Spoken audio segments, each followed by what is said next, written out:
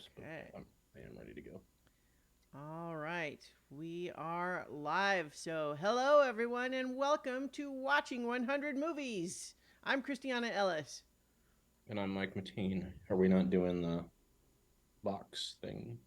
Huh? The which? The what? Like the box with the movies and us Oh on the no, side? no, we are. I mean, you wouldn't normally see that in the Zoom call, or at least not since the way I've been doing it lately. So, Uh, if you look at the Twitch channel where the stream is going out, it does have that. Got it. It just Okay. won't show on I, the Zoom call anymore. I used to see it, so I was Yeah. just checking. Yeah, I've been doing it differently for a little bit, but you're right that that is how we used to do it. But still on the stream, so anyone watching the stream will not know the difference. But Perfect. hello everyone. Hello. We are here to talk about some movies that we watched, and as has been our custom of late, we picked a filmmaker and decided to watch a selection of movies from them. And this time we picked Baz Luhrmann. I started to say it wrong. It is Baz, is my understanding, not Boz. Baz, and I kind of Yeah. said it wrong. So Baz Luhrmann. And the movies that we selected are Romeo and Juliet with the plus. So I don't know if you're supposed to say Romeo plus Juliet or whatever. I, Anyway, I do frequently hear it referred to as that. well, Just that is certainly in text. It is a plus and not an and. It's not an ampersand or the word. It is a plus. So Romeo plus Juliet, I suppose, is a way to distinguish this movie versus all of the other movie versions and other adaptations of that play. But then also Moulin Rouge and Australia. And I think our original logic for choosing these three are that it's two that we both really like and one that neither of us had seen and had vaguely regarded as so that happened and nobody saw it. and yes. Yes. So that remains a good description of these three movies: two that we really like and one that kind of happened. But we'll talk about that. Like it's not bad. We'll talk about it, but it's got some issues that I think are why it did not gain the same kind of success that the others did. Um, but Baz Luhrmann is an Australian filmmaker. Romeo plus Juliet was not his first feature film. That was Strictly Ballroom, which is actually also pretty good. If you're someone who likes Baz Luhrmann's other movies but haven't seen that one, you should. It's early on, but his style is still there and it's fun. It's about competitive ballroom dancing. It's cool. Yep. But we're going to start with Romeo plus Juliet, which, while Strictly Ballroom is a competently made and stylish film, Romeo plus Juliet is like kicking the door down of movie studios and saying, all right, new voice here, right? Because he's just doing stuff that no one else was doing at that time in this movie. Yeah. This movie is such an I don't even know how to describe it. Like not an apex, but it's just it it hits everything right at the right time. Like it's so like Mm-hmm. 90s, early 2000. Like it's of its time, and stylistically, wardrobe, like everything about it just feels like a movie of that time. Mm-hmm. But the distinct choice to not make, as we've seen numerous other Shakespeare films, the plot line has been Mm-hmm. modernized, Right. but so has the text and the situations and all of that. But to build a movie where you true to the original Shakespearean script Mm-hmm. with modern hot young actors and actresses in a very very like you if you just were given the description of movie styles of certain eras, right? And like the most stylistic, and then this was a trivia question, you would be able, if you didn't know where this movie came from, you would know when this movie was made. I mean, Yeah. everything from, I mean, the fact that it has Radiohead doing the exit music, like, I mean, just like Mm-hmm. literally everything. Yeah. Pre Titanic, Leonardo DiCaprio. Pre Titanic Leonardo DiCaprio. And so to just put all of that together and then with this music video-y, like jump cutty, like whatever you want to describe his style, right? Like I Yeah. know he's, you know, we talked about David Fincher being music video. I know Baz Luhrmann wasn't, but you see a lot of the stylistic stuff in it. But it's just I mean, what do they call him sometimes? Just a tour de force. Like this is that, you Mm-hmm. know, Mm-hmm. and it is still unbelievably compelling to me, at least. Yeah, it's very good. So you're absolutely right that it makes a lot of unexpected choices. I'm just trying to adjust my screen here. There we go. Uh, so one of the things that I think really lends to its success as a film is that it really does trust the audience that it can take the original play and not change the dialogue and still set it in a um, fictitious and heightened time period that is not the one that we're used to for the play, and not have to constantly try to bend over backwards to make sure people get it. It understands that one of the things that makes Shakespeare so enduring is that the poetry of the writing is such that frequently trying to read the play like we often do are made to in schools really loses a lot. And it might be that the same individual trying to read it in print would have a lot of trouble following it, but seeing it depicted on screen, you're able to, like, even if there are a lot of words that you don't know and different turns of phrase that you wouldn't normally recognize from context and just the flow of it all, you can really follow it pretty well, right? And the movie is able to just trust the audience with that. Yes, because it's always been one of the most unique things about Shakespeare is that there are no stage directions. Mm-hmm. It literally There's is, a few, but very little. Yeah, but very, yeah, not comparatively to like what a normal sure. thing. It's very much just lived on from people either understanding what is supposed to be happening and passing that along, Mm-hmm. or just interpreting it based on what the dialogue is. But this, I honestly, I mean, this movie for a lot of people probably helped them understand what exactly was happening in Romeo and Juliet outside of just these two people are in love and one Mm-hmm. dies and the other dies. Now, understanding all of the other pieces that are happening probably better than ever reading it, right? Or even Yeah, watching the older movies. Like it's yeah. very clear Well, who's battling who knows who, yeah. who's yeah, So yeah. when you compare it to one of the other movies, I think part of what what it gains there, especially if we're talking about like young people who don't have a lot of exposure to Shakespeare prior to this, right? An older movie, they might follow it, but they're not going to be excited by it in the same way that they're seeing, Leonardo DiCaprio in his night outfit shooting guns. You know what I mean? Put that Yeah. on top of all the Shakespeare part, and it's just this extra layer. And one of the things that's so funny and clever about this adaptation, and because like there's a long tradition of adapting Shakespeare plays into all kinds of different settings, right? Whether you have Macbeth set during the Cold War, or far future depictions of whatever. But like Romeo and Juliet is certainly no exception to that. Like look at West Side Story, right? But West Side Story, like you were just saying, that takes the basic plot outline, but then really transposes it and makes it different in a number of respects. And it's certainly not using the original dialogue. Whereas this, it basically says, no, let's just use the dialogue as it is. And then let's have some fun with what we're showing on screen to match that. For example, draw your swords, and everyone pulls their guns, which are apparently sword branded guns, which that's just that's funny. And then I think it's Romeo's dad says, "Get me my longsword," and it's a shotgun. Yep.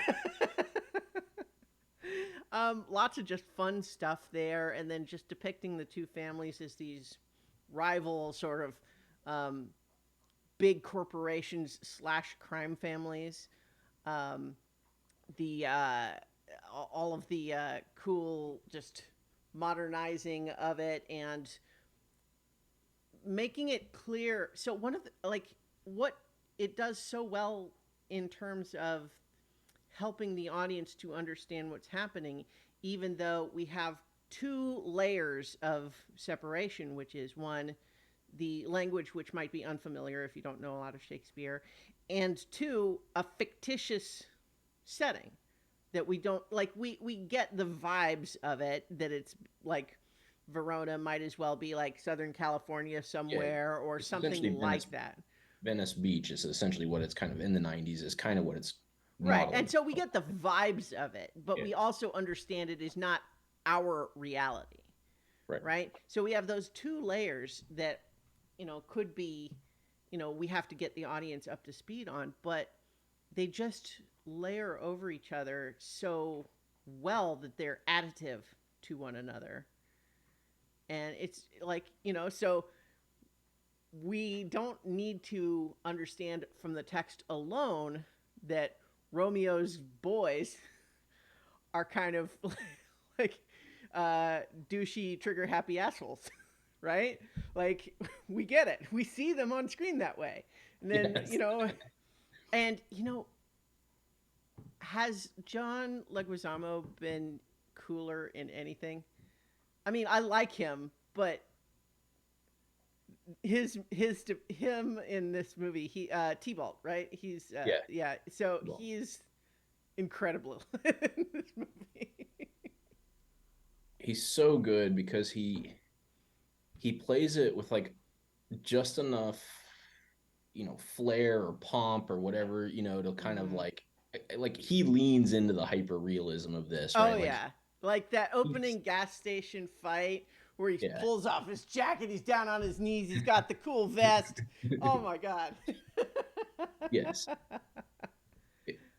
And he just you can tell he's loving it, like Mhm. Mhm. just really dialing it up, Yeah.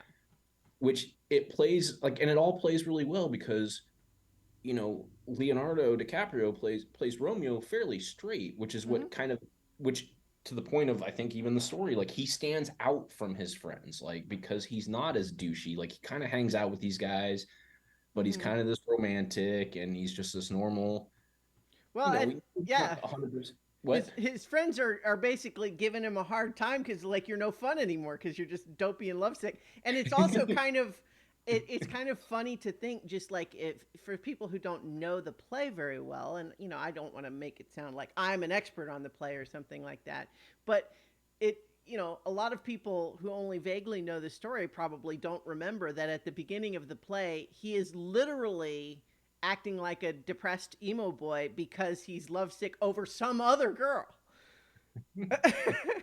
And he's sad because she's chaste. She won't sleep with him.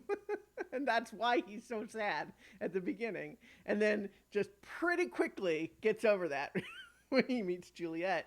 And I think that's, another thing that I think this movie does well is that it at the same time that it sells the chemistry between the two of them, it's so clear from the observer's perspective that they're doomed. They were never going to make it.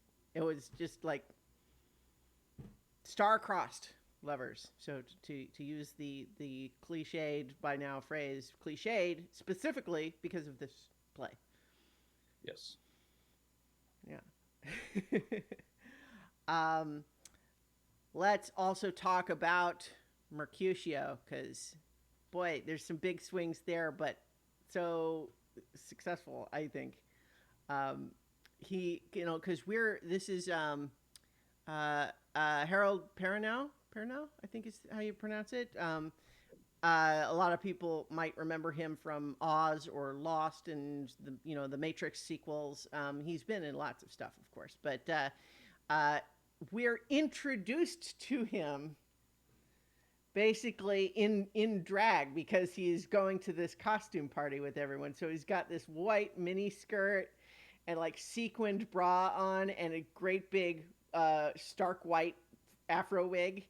Uh, again, very 90s drag, right? Like Yeah, this is yeah. very much like, Mm-hmm. Queen of the Desert, RuPaul, like all those things that were kind of like in Right. that time frame, like very much thematically, like just Mm-hmm. over the top, right? Right. And they play with, like, this is an example where, like, it's the 90s, so probably if it were made today it would be even more clear, but they definitely do some subtle nods to the idea that maybe Mercutio is actually into Romeo romantically.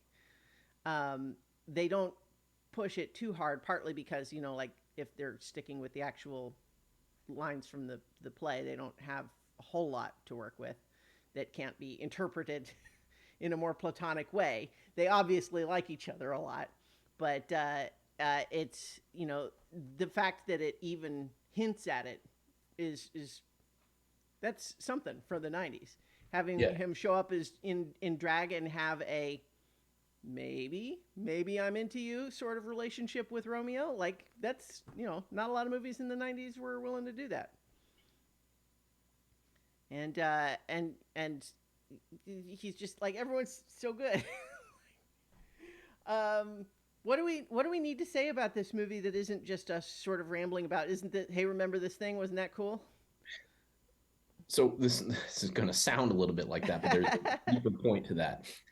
One of, I think, the best scenes in this movie to really, because to really show how this movie helps like take its interpretation, change things up a little bit, and have some fun at the same time while also giving you an understanding what's going on, is what we commonly refer to as the balcony scene, Mm-hmm. Yeah, right? yeah. It's not, he takes her off the balcony, puts her in the pool area, Mm-hmm. and it's one of the most commonly like misunderstood lines, but I feel like you better get the whole her whole monologue here, Mm-hmm. like because it says wherefore art thou Romeo, like so many people interpret that to mean like where are you, right? Yeah, Because it right. sounds like that, but it's what she's really saying is like, why did you have to be Romeo Mm-hmm. Montague, right? Like Yeah.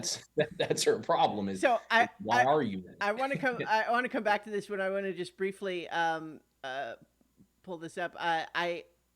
Um on Twitter recently, I had a friend who made just a joke of something making Mission Impossible look like Shakespeare, which, so that's a little rough of a dig on Mission Impossible. But at the same time, I replied with the verses, Ethan Hunt, oh Ethan Hunt, wherefore art thou IMF? Deny thy country and refuse thy team, or if thou wilt not, do but walk away, and I'll no longer shoot this gun at you. It's clever. Thank you. Anyway, I was just pleased with myself there, but yeah, So like, it takes what was traditionally the yes, balcony scene, it puts it into this pool area, which makes it just feel a little bit more grounded and more real. Like she's not on this balcony, just kind of speaking into the universe, like we're so mm-hmm. used to. She's like actually, monologuing with herself, or dial. I mean, she's almost dialoguing with herself. I guess it's Right, still a yeah, monologue, but she's having a conversation of her thoughts out loud. And the whole point is that he can hear it, but she doesn't know that he can hear it, which is why it's mm-hmm. commonly on the balcony because he's under the balcony Right, listening. right, But this felt more natural. mm-hmm. It felt less proclamative as as a balcony scene. Like it just felt more like, and then they have some fun with it of him like running around, like trying to hide Well, in the so pool area as she's yeah, walking around. So she first doesn't see him because he first wants to keep hearing her. Yeah. so first of all, it sets us up right at the beginning of that scene with basically like a gag where we are expecting her to appear at the balcony, and instead it's the maid. Yes. And then and then Juliet, like, he had been climbing up, and then it's the maid at the window, and then she comes out below him, and he's like, oh wait, Yes. and then of course she does her whole monologue, and then when the time comes for him to first speak, she's so surprised because he's just standing right behind her that she falls in the pool. Yeah. I mean, which then leads to like this like sexy romantic Yeah. like make out in the pool scene, right? Like they take something that is so famous, they twist it all over, like you said, they play gags on it, they make it funny, Mm-hmm. but they make it also more realistic of like why if she was truly saying, "Where are you, Romeo?" He would have just been like, "Yo, I'm here," Mm-hmm. right? Like, but Right. you understand now that's not what she's saying. She's like talking through her feelings, and he's loving it so much that he Mm-hmm. doesn't want to stop her. Right. And so he's like contorting himself around the vines and all this stuff to keep listening to her.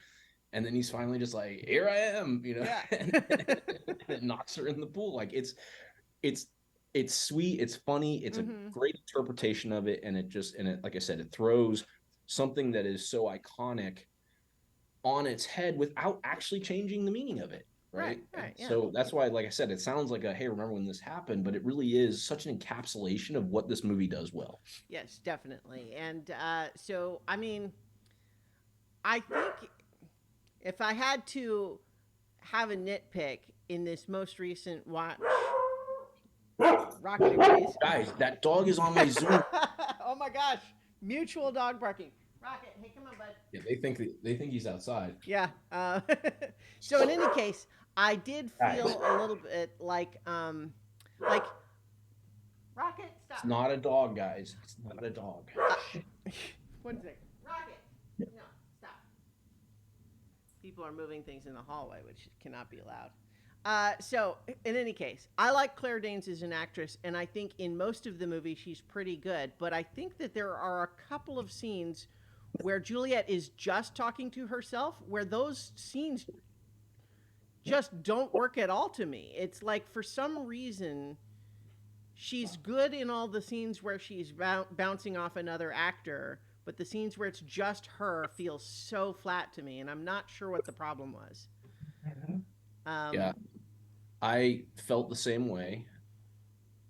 Almost like it almost felt like bad, because she's not well, it doing felt like high poorly, but school she, Shakespeare, right? Like it felt like someone who's they're saying the words right, but hmm, yeah, and I think that the just as you look at the trajectories of all the other people that she was in there with, I mean that she was with some incredibly talented people, yeah. and she was talented enough that she works really well with them, but it just didn't.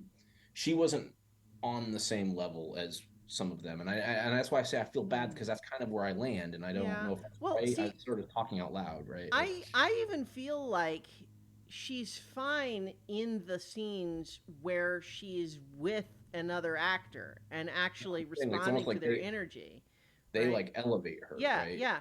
But Yeah.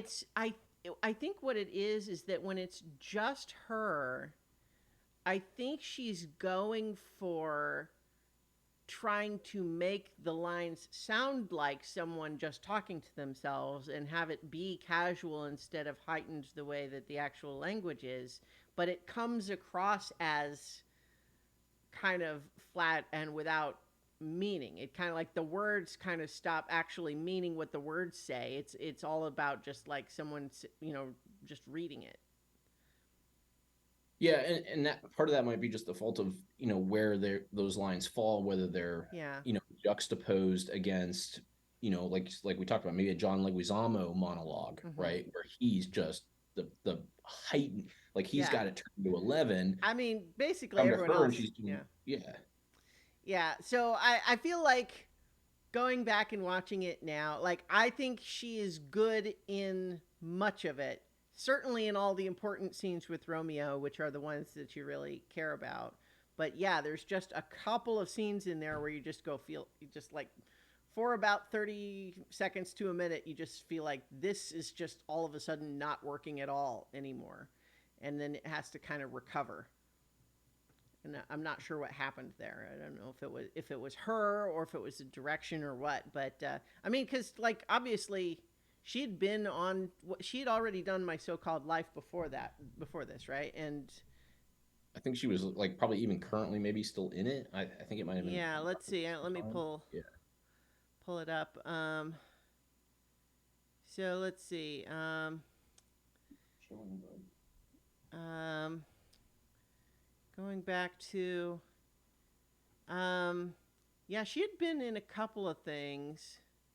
My So-Called Life was from 1994 to 95, so this was just after that. Yeah, just after. And she'd been in small parts in a couple of other things. Like she was Beth in the '90s version of Little Women, and to Jillian on her 37th birthday. Um, and so she was she'd been doing other things, right? And she's been plenty good in lots of other things since. So I don't know why those scenes just kind of stood out to me, but they did. And like they don't ruin the movie or anything, but it's just it's like when you have an engine that's running on all cylinders and then it kind of sputters for a second. You notice. Yeah. Yeah. But by and large, excellent movie. It's great. Although one of the things that I want to say about it, only to lead us into Moulin Rouge, is that even though obviously Romeo and Juliet is this classic tragedy, right? And I think that the movie is very good, and I'm way into it. I don't cry at the end. It just feels too foreordained, or preordained, I guess is the word. It just like I know it's coming. It feels like the only thing that could have happened, even though the actual scene where he takes the poison, they literally have her like moving just outside his field of view, and then she tries to knock the poison out of his hand, but it's too late. Like it's literally that close. But like for whatever reason, even though I love the movie, I watch that scene and I'm saying, yes, this is sad, but I don't feel it. It doesn't make me cry. Which I bring up only to compare to Moulin Rouge, which absolutely does. And so I kind of want to talk about what maybe is different there. But do you have anything else you want to say about Romeo plus Juliet? No, just it was fun to go back and watch it, Yeah. and it. I mean, we've talked about it plenty, but it not only is it good, but it felt like a little nostalgia trip back to the Yeah. '90s. Yeah. Oh, I mean, I Oh, think I sure. should. Go ahead. I mean, I think it I mentioned it briefly, but I think it is amazing that they were able to get a band like Radiohead to do just the closing credits, and that song also fit on like one of their best albums, as just separate from this, right? Like the song is stands on its own, and it's not the only time that's ever happened, and obviously it's much more frequent now where they'll drop like something in there, but it wasn't commonplace at the time, and also not commonplace for a band that kind of has the mentality of Radiohead to get them to just to write a feature film song that isn't in the film, and to write it at the quality level that it fits with the flow of their album is, I thought, was, I mean, it's just kind of another little cool addition, right? And so Sure. I can't really comment on that because I know very little about Radiohead, and I never know pop music stuff. So, even though I mean, like I'm aware of Radiohead broadly speaking, but not enough to appreciate the detail there. But I think that's interesting to hear, though. yeah, for people who do though, Yeah. they appreciate that. Yeah. Yeah. All right. So, as we move to Moulin Rouge, Moulin Rouge takes place, or rather, it gets made. What am I doing here? Sorry, I thought I had it ready to just click over to see what year that was instead, but it was a couple years later. I think it was right at the turn of the. yeah, it was it was 2001 compared to 96. So there actually was a few years in between. But Moulin Rouge, starring Nicole Kidman and Ewan McGregor, um, you know, broadly set in a sort of very fictionalized version of the Bohemian movement in Paris in the late 1800s, I believe. Right, is the time period there. Mm. But in any case, it is like I think if you were to just like if someone were to put a gun to your head and say what is the genre of this movie, probably jukebox musical is the one, right? Because it certainly is a musical, and the music in it, the songs in it, are not original exactly because they're all kind of pop songs that are adapted in one way or another, right? Like none of them are just straight up the way that they sound on their original albums, but they are all existing pop songs, right? Yes. But this movie is, it takes all of the stylistic elements of Romeo plus Juliet and really just, to borrow the uh, uh, just to borrow the phrase, turns them up to 11, which I think is why there are a lot of people who don't like this one. Yeah, and I want to be kind of careful in like how we discuss this, and I want to make sure I set this out at the beginning so you Okay. understand that I do really, really love this movie. Mm-hmm. I know that I don't love it at the same level that you do, Hmm. and part of it is some of the things that cause people to dislike it. So if I ever take those kind of Oh, stances sure. when discussing something, make sure you understand like this is all coming from a point from a position of love, you Well, know. so to be sure, I no, I mean, like, it's good to have that context, but like part of the whole reason that I suggested Moulin Rouge was because I had encountered some people that had what I thought was kind of a mysterious opinion, which is that they loved Romeo and Juliet and don't like Moulin Rouge, and it's just like stark between them. But why I was confused, like, is, people like what they like and don't like what they don't like. That's fine. But what was confusing me is that so many of these things that they are praising in Romeo and Juliet are also present in Moulin Rouge, and yet they love one and hate the other.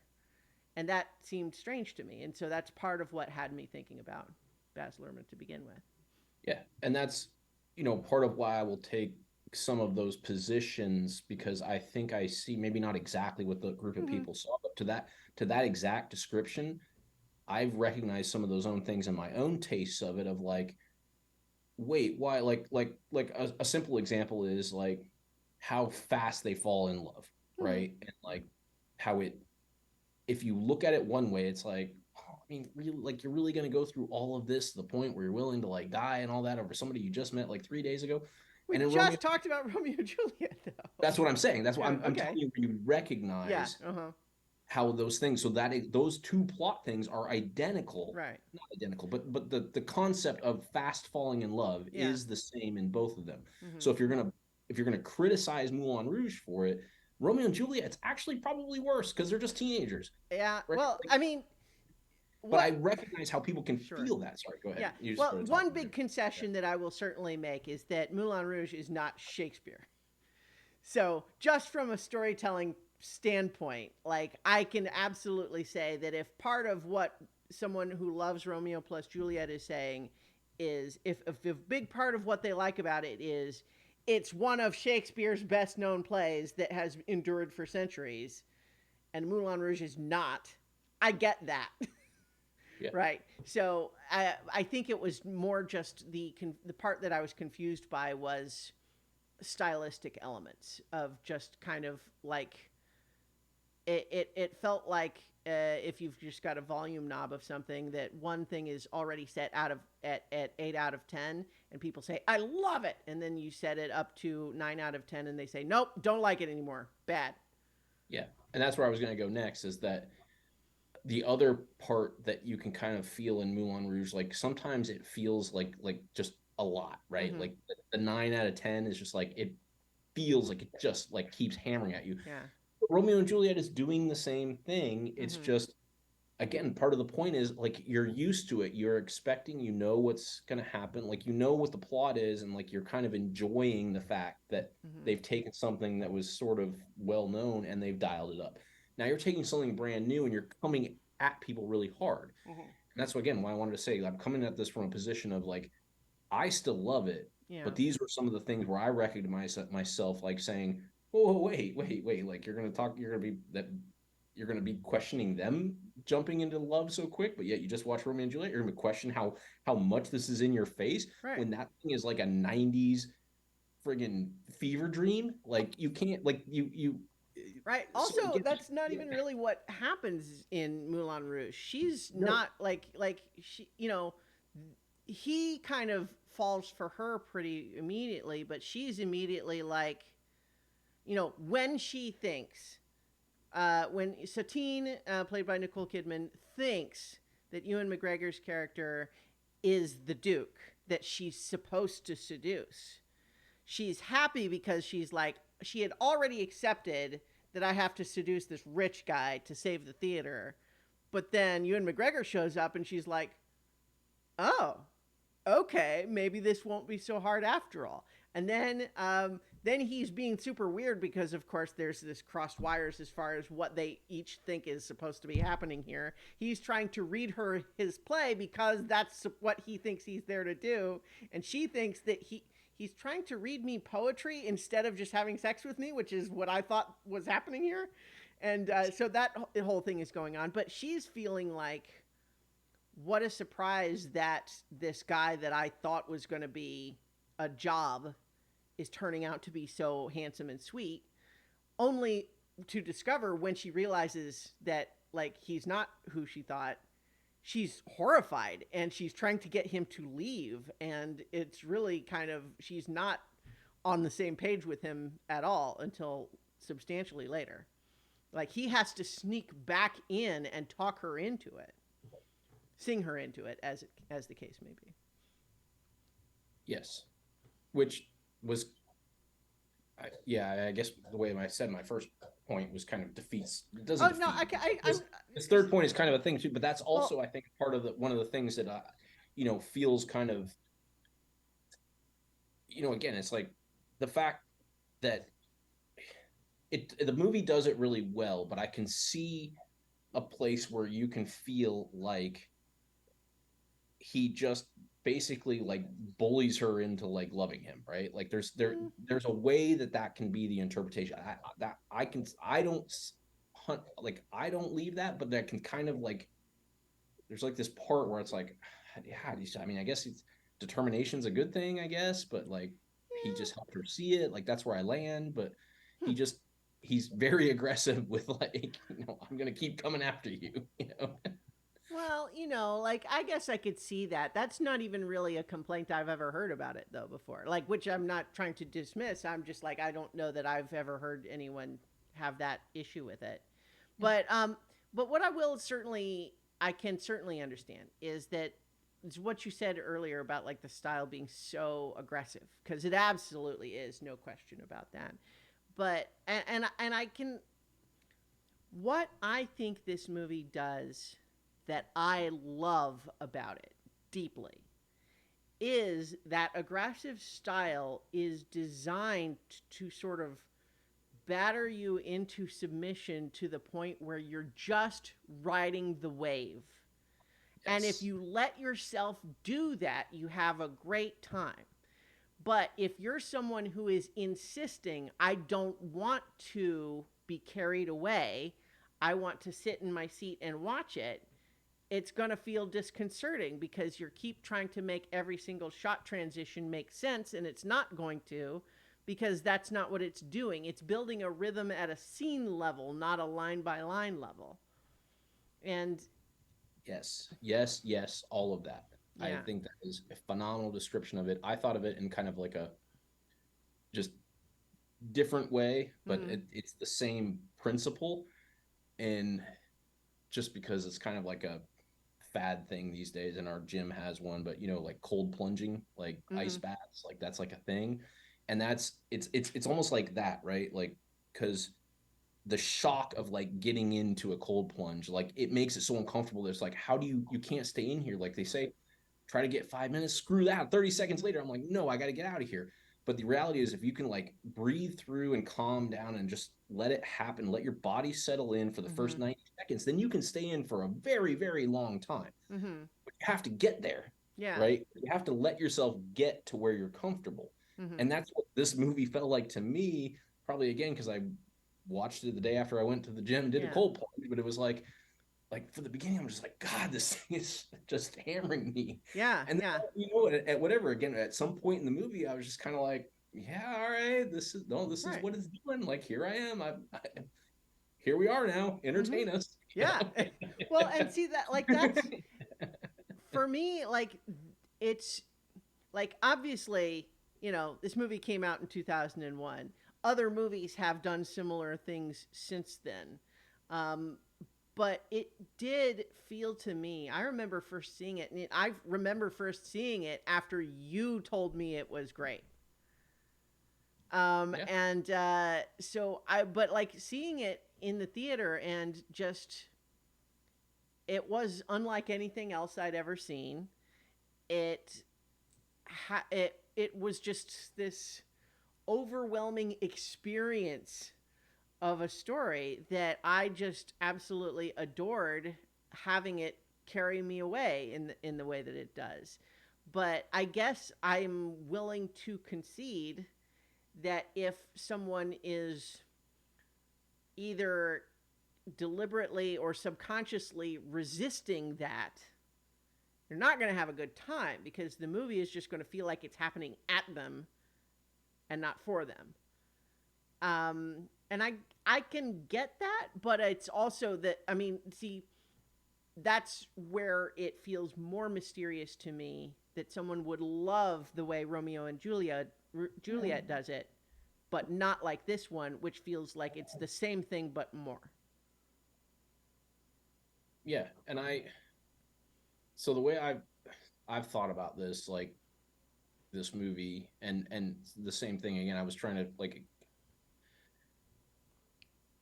if I'm trying to convince somebody to watch it, what I've decided, and this is probably honestly for like most movies that other people like, is like, I'm not going to convince you that you need to like this. Like I'm not going Mm-hmm. to sit here and say, no, just put up with it until the point where it like overwhelms you, and then let go, and then you'll enjoy it. Mm-hmm. I will only answer that if somebody like comes with a genuine like, hey, like I want to enjoy this movie, but like these things, this is like feeling like too much. Like, Mm-hmm. hey, just ride it out, right? Like, Yeah. and back to that same analogy, like if somebody like, if you're in the cold plunge at the gym and somebody's like, this isn't for me, gets out, I'm not gonna be like, no, stay 90 seconds. Like I'm just be like, all right, Yeah. no, like, but if somebody's like, hey, how do you get to where you can stay in longer? Hey, just make it 90 seconds, breathe through it. It's Yeah. like it's the same thing. Like just if you're leaning into it, I'll help you lean into it. If you're not, it's not for you. It's I understand. It is an interesting, different Mm-hmm. thing. This movie, Yeah. you know? But yeah, so I guess like again, not to just make it all about this person who is not here right now, but just imagining so this person literally saying, "Oh man, I love that gas station shootout in Romeo plus Juliet. Just all the quick cuts and the crazy camera movement and the ridiculous over the top style. It's so great, I love it. But Moulin Rouge, I don't like it." And I'm just feeling like you're you're describing another movie that does the same things that you just said. Okay, but anyway, I'm shutting them out. They just I ran out. love. It's certainly true that the story of Moulin Rouge isn't Shakespeare, but in some ways, I think that is why, as I was saying earlier, the ending of it bypasses its way through my intellectual defenses and really hits me on the cry button at the end, which is actually, frankly, why I don't rewatch the movie very often. Is because it just crushes me every time at the end. Whereas Romeo and Juliet doesn't. Like I understand that it's sad, but it's so complicated, right? Everything that happens that leads up to it, and it all works out just so. And it's good. Like it's a good story, but I'm not feeling it in the same way. Whereas Moulin Rouge, I think it understands the power of pop music, which is sometimes written off as, trivial, right? But it understands the way it has of kind of unlocking our subconscious and going straight to the emotional center instead of through the rational parts of your brain. And I think that even though in Moulin Rouge, the very first thing that is established is that Christian is depressed because Satine is dead, right? That is the beginning of the movie. We know that, right? So it's tragedy in the same way that when we go to see Romeo and Juliet, we know it ends in tragedy. And yet, the movie, as it progresses, even though we see all of these different ways that it could go wrong, and that she is sick, um, we understand that she's dying. Like, there are scenes throughout the movie that establish that, and yet somehow every single time at the end, when they have succeeded over every other thing, and there's that one last moment of the Duke sees that the gun has been kicked into the aisle, and he goes and he's going to shoot him, and then Zidler punches him out, and somehow the movie tricks me just for a few seconds into thinking that they're going to get a happy ending after all. But no, of course not, because we know that that's not what happens. And she succumbs to her illness immediately thereafter. And it's just, I think that roller coaster of emotion just really works on me in a way that Romeo and Juliet doesn't, for whatever reason. No, I, I definitely feel that too. Again, it doesn't hit me as hard, but it hits me the same way in that it's like you almost forget because of how convoluted Mm-hmm. the whether you want to call them teases or what of like how Satine's gonna die. Like I know Right. it's not over the top with that, Mm-hmm. but there's like enough things of like what might lead to this, Right. like which path are we actually gonna go down, that when it kind of starts playing them up at the end, you almost forget exactly what happens, Right. right? Well, And so when it does happen, it remains fresh. yeah. Yeah, because literally rewatching it this time, and it had been a while, and I really didn't remember all the ins and outs of that climactic sequence. With the Duke's servant chasing him around behind the scenes, and then he ends up on stage, and he's like suddenly has stage fright, and so he freezes, and like all of the stuff there, and Toulouse up in the rigging and all that. I guess I will say just that's one part that especially doesn't age well. As much as we were just giving John Leguizamo a ton of credit for Romeo plus Juliet, maybe playing a dwarf on his knees is not great in hindsight. Um, I mean, he's funny in the role and all, but yeah, maybe don't do that again. We can hire if we want someone to be a dwarf, we can hire an actual little person. Um, so in any case, but yeah, so all of that stuff happening, and I don't know, we're so overwhelmed with the incredible level of detail that's on the set, and the like the set design and the music, and there's just so much detail on screen that it's designed to just dazzle you into letting go of your critical mind and just absorbing everything that's happening before you. And like some of my favorite movies are the ones that can get me into that state where I am just completely in the moment and not thinking about,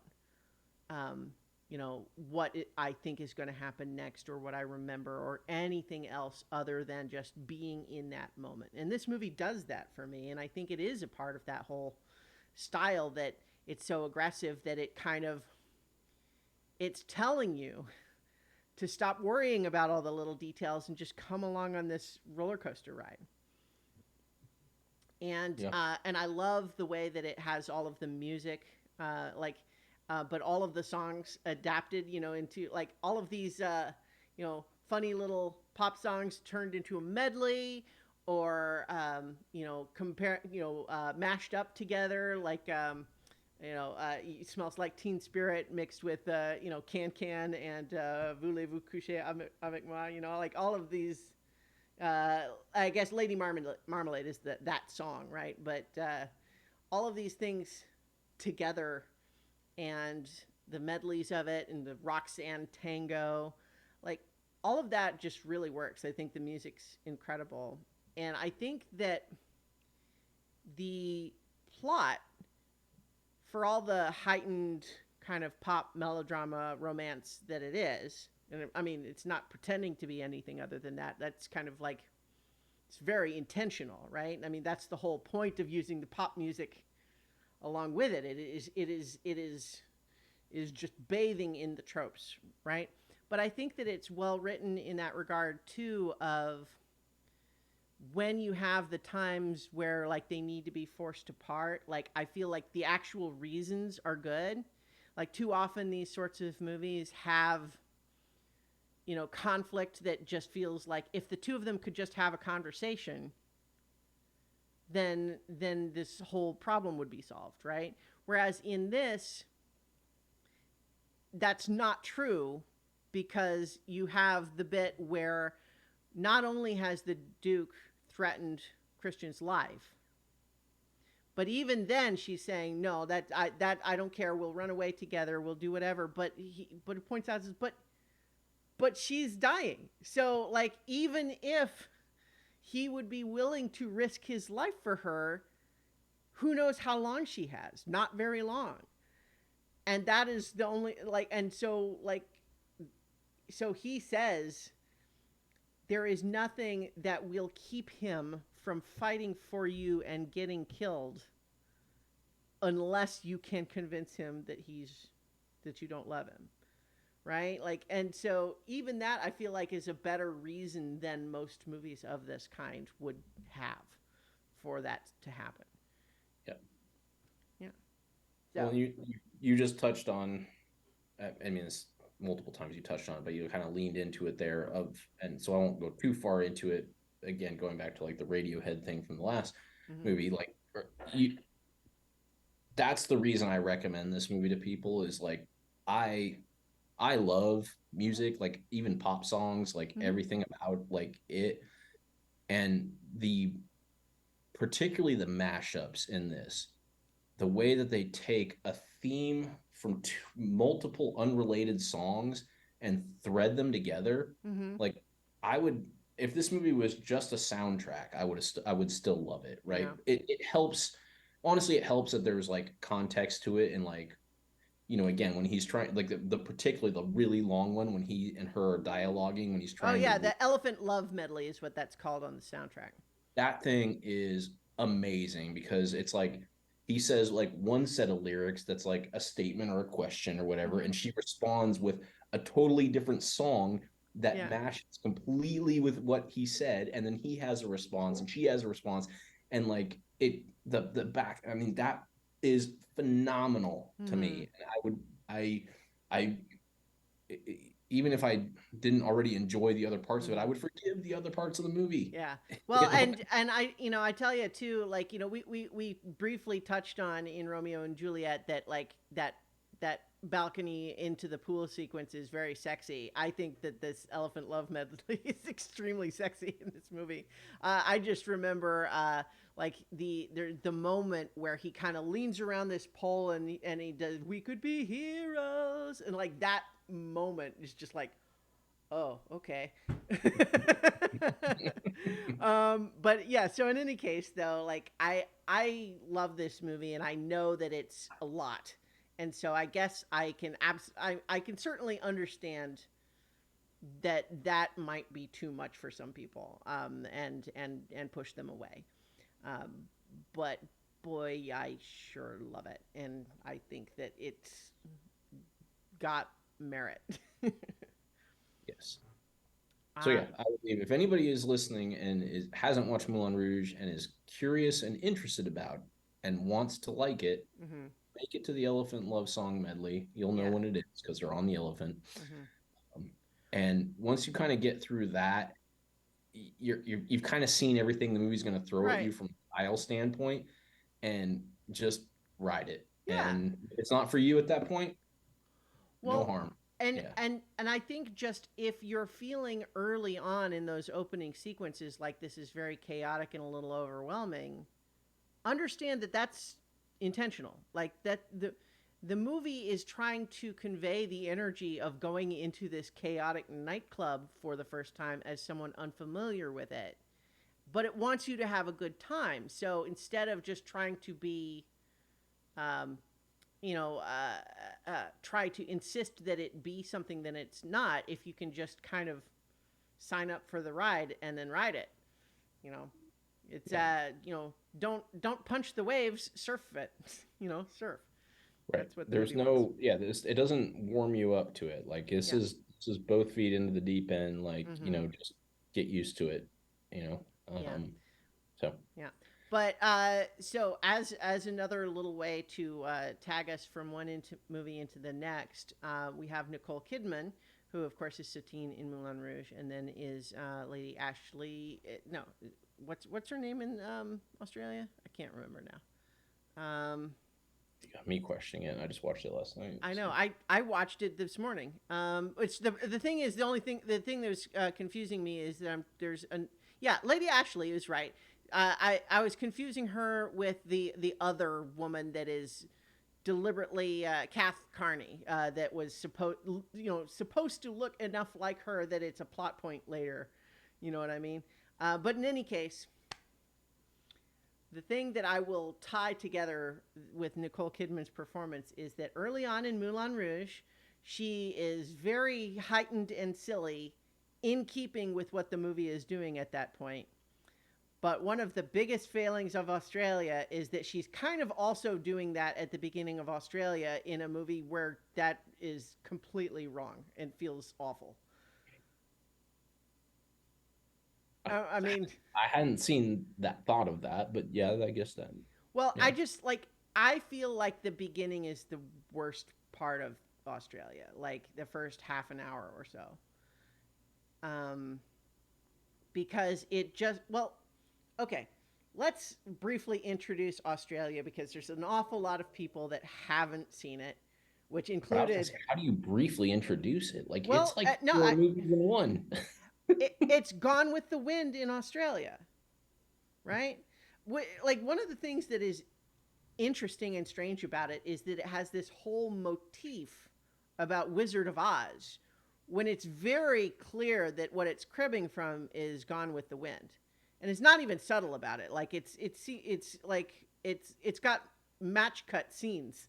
Like, like the scene near the end with all the bodies laid out. Like, I mean, it's exactly the Gone with the Wind shot.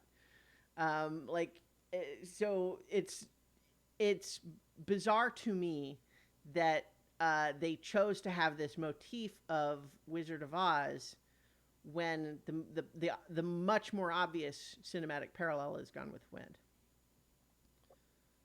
Yes, and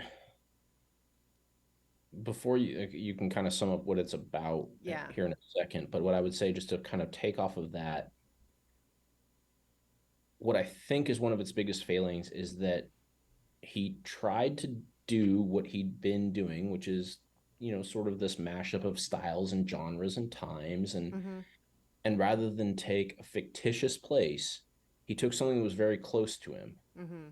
took something that was very real, and tried to layer these things onto it, and it didn't sync right. Yeah. Yeah. I agree completely. So, just broadly speaking, the basic idea of this movie, without necessarily doing plot point by plot point, is that it's set in Australia during the time leading up to World War II. World War II is kind of starting in the background as we begin the movie.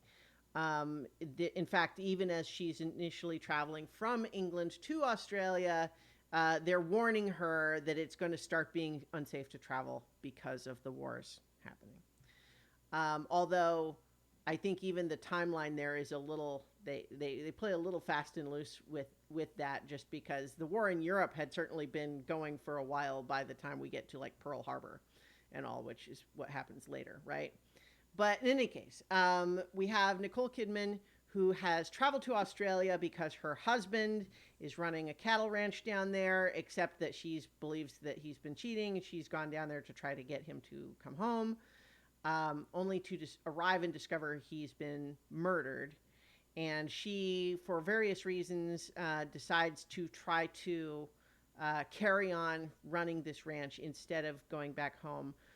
Partly to spite the guy who she believes killed him, but also because she kind of falls in love emotionally, like in a maternal way with this kid who's there, who is the son of a white man and an Aboriginal woman.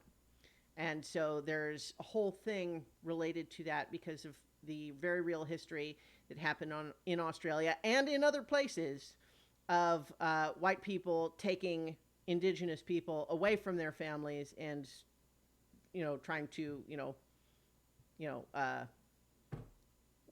strip them of their original culture and all of that sort of thing. It's obviously horrible, and it has happened in lots of different places, including the United States. And so, but it is in that mode that's what she is protective of this kid because they're constantly worried that he's going to get taken away by the missions. And she also kind of starts falling in love with Drover, played by Hugh Jackman. And I never got over that they didn't give him just like an actual name, because like Drover is a job, like his name might as well be bus driver. I mean, it's like Drover is a job. That is something you do, and but like he's just called Drover. He doesn't ever have any other name.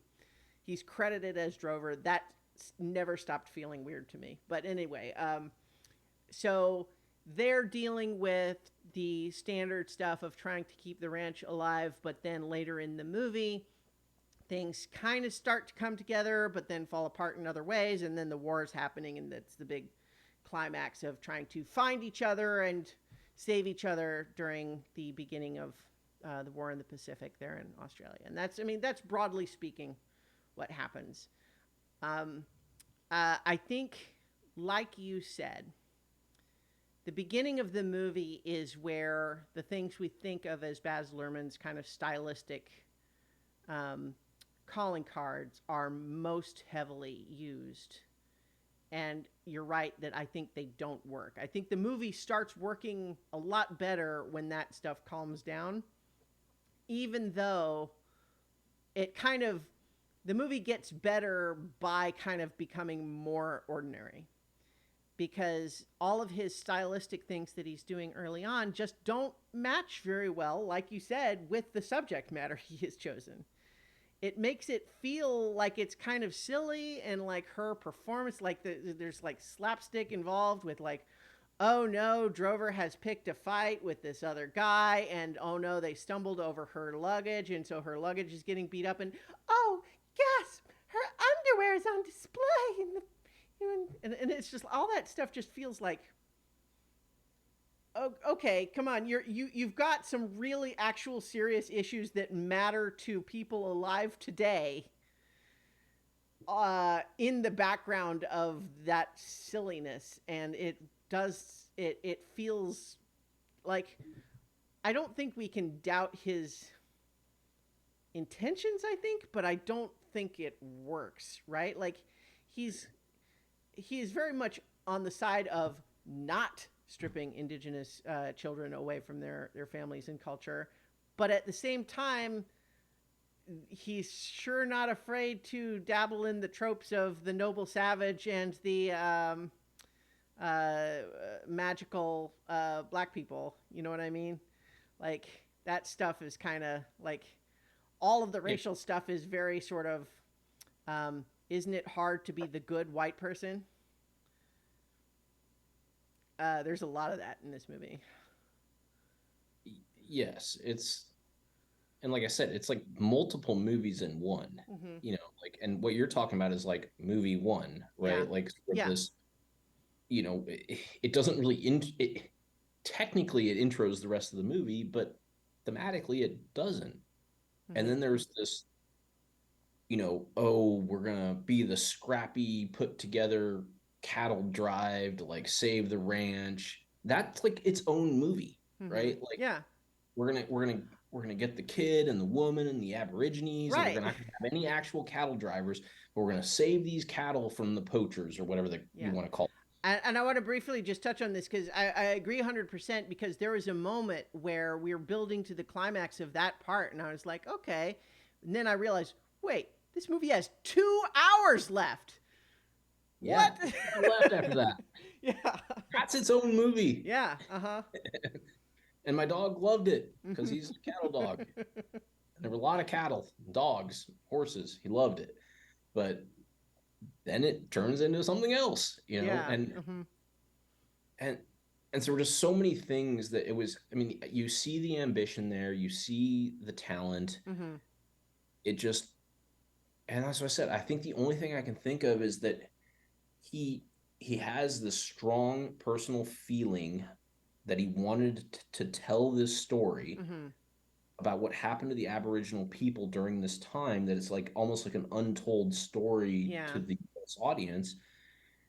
And he tried to put too much into it and tried to still make it in his style. Mm-hmm. But it's one thing when you're dealing with like a silly bohemian fake Paris thing that you kind of created, or you're taking Shakespeare's words Mm-hmm. and you're just kind of replanting them. But when you're taking something that you believe so strongly in a place that you know intimately, Mm-hmm. trying to like flare it up, it just didn't. I don't know. It Well, never clicked. right. Yeah, Yeah. It has.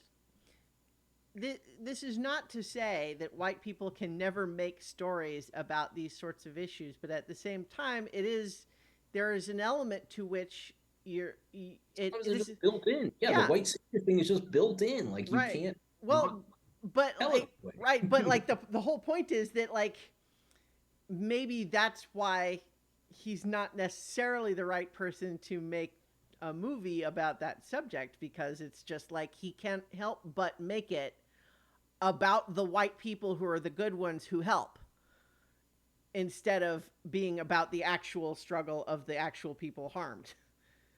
Right. It's kind of like the whole thing with Green Book, right? Where it's like, I mean, it's on the right side in a sense, but it's also just, it's more about the nice white people than it really is about the indigenous people that supposedly you're making the story about. And it's from their perspective, and it's really more about them. Now that said, I mean, like he wants to have that be part of the story, but I think the movie is also more broadly, I don't think he's trying to make it the definitive movie about that subject, right? It's That's part of it, but I think the goal is almost more about the idea of having a big cinematic epic about Australia, like Gone with the Wind or like Lawrence of Arabia or something like that. That's what he's going for here. That's the mode he's operating in. And I think part of the issue like is that like that whole beginning sequence leading up to um, we start with the framing device of the kid remembering when she first arrives at the ranch. Then we rewind and flashback and follow her as she travels and leads back up to that point, right? That whole part of the movie does not feel like it's operating in that epic mode, right? And then, as you mentioned, the next sequence of the movie is like City Slickers, right? Yeah. I mean, like, but it's also City Slickers with, magic Stakes indigenous people, and but and some stakes. and some, yeah, like it's like, I don't want to see, I feel like we're being too dismissive, because there are parts of this movie that actually work pretty well. I think a lot of it's beautiful visually. Yeah. I think the cast is pretty good, with the exception of like that whole early sequence where everyone's being so heightened and silly. I don't like that as much, but then when everyone kind of calms down a little bit, I like it more. There's even still, like, as we get into the later parts, there's a few sequences that just feel like the plot needed a certain thing to happen, and it feels like they didn't work hard enough to justify why it would happen that way. For example, the kid's mom drowning feels like that to me. It felt like, wait, what? Like that could not have been done some other way or handled differently, because it feels nonsensical.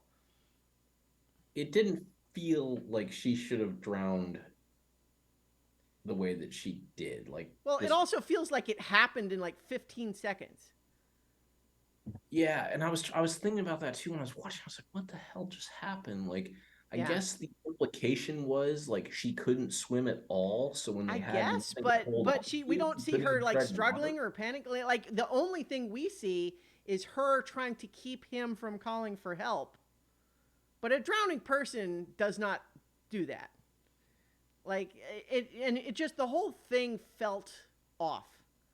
Like like it felt bizarre. It felt like a bad writing decision. Like they had written themselves into some corner where they needed her to be gone, but they didn't want her to be already gone at the beginning. But then they also didn't want to have the kid be too sad about it afterwards. And then the sequence where it actually happens just feels very strange. Um, it's it like that whole sequence felt really off to me in a way that I don't know what happened, because it's just like the logistics of it feel really unclear. Like this water tower is supposedly the hiding place for the kid that we've seen him go in there like 3 or 4 times before that scene. Um and like the whole gimmick that was established earlier of like there was a lock on the windmill that kept the water from going in there, that but he had taken it off, but wait, don't they use the water tower? Like it's and like why does like them the guy pumping the water at the bottom make it start pouring into the top? Like none of it makes sense. It's a bad scene. And so that's frustrating. But despite some of the cliches and tropes about it, like that whole stampede sequence is pretty thrilling, right? You know, we see, all the various. So the bad guy cattle baron has hired someone to try to stop them from getting their cows there, and so they set fires to cause a stampede to try to make the cows go off a cliff, and so everyone is trying to save it. And they had previously established a made up thing about this idea that, the only thing that scares a cow more than a man on a horse is a man on his feet staring them right in the eye. And I'm thinking, I don't know about that, but okay. And so, but in any case, we have the kid like stare them down and stop the stampede, and it's a very cool image. Like the scene works, right? Like that stuff's fun. And like a lot of just the ins and outs of the various pieces, um, like it's in some ways, I think if you can just kind of stop worrying about the details and just like try to surf on the vibes, which is harder to do than say Moulin Rouge, but I think a lot of stuff, like, scene by scene, if you just don't worry so much about how they are supposed to connect, there's a lot that works in here. And I feel like at the end, I mostly feel like the movie is bad at the beginning, but then by the time they're going out on the bringing the cattle in, I think everything from there after is more or less okay. Like it's not great, but it's a bad start, is how I felt. Yeah. The the other thing that kind of harms this movie, you touched on it trying to be like the epic movie Uh-huh. about Australia, similar to a Gone with the Wind or a Lawrence of Arabia, Yeah.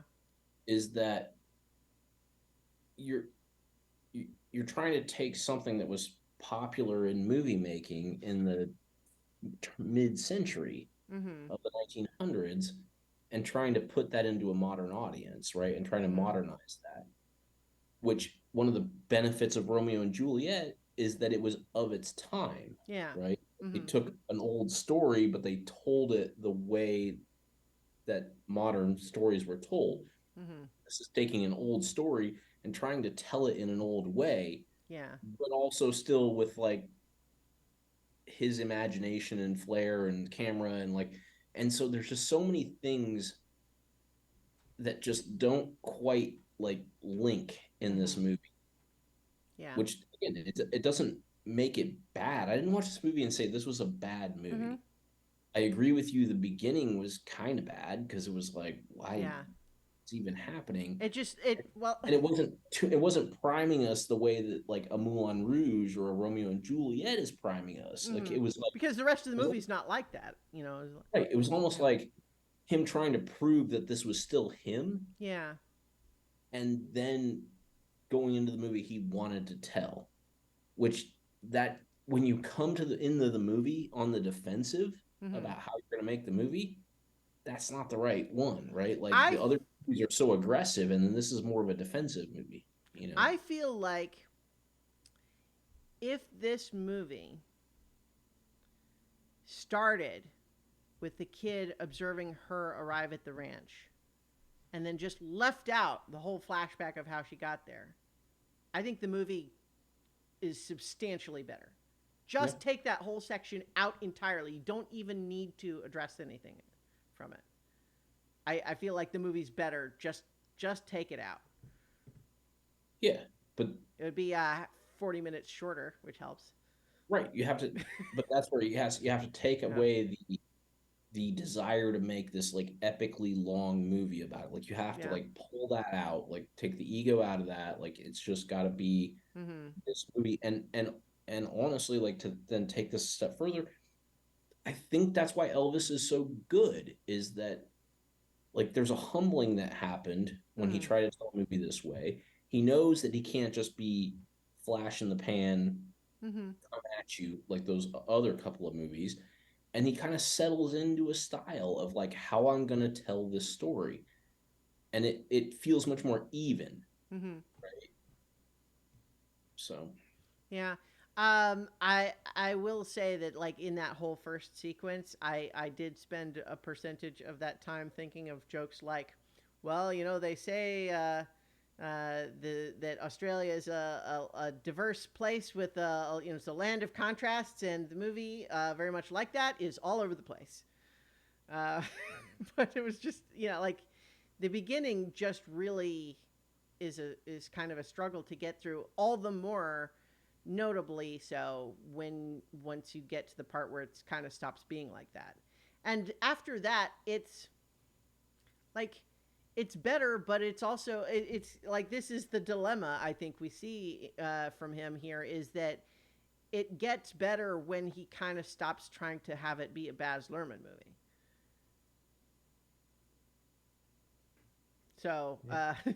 and I'm sure maybe that was part of the dilemma for him too. But I think ultimately it seems like maybe it was all kind of just n- not the best idea of for it's not a good match for a film to filmmaker here. no, and I think from the positive you can take, like I said before, with like what it led to some of his movies after that, is like Hmm. he appears to have taken it rather than a slight as a learning experience. Yeah. And like, okay, how do I transition from that guy who needed to make a name for myself and was successful with that Hmm. to a guy who can just actually make a good movie with a cool style. Yeah. And this movie is like watching, it's like his adolescence of Hmm. that. You know, I I still hear you. Oh, there you are. Your yeah, video froze for a second, but we still heard sorry. you fine. It's fine. Yeah, But it's yeah, almost like like adolescence of getting into that, right. and But he just even takes that. his career is still weird after that because if we just look at like he's not made that many movies. And if we just look, so we have Strictly Ballroom in 92. 4 years later, we have Romeo plus Juliet in 96.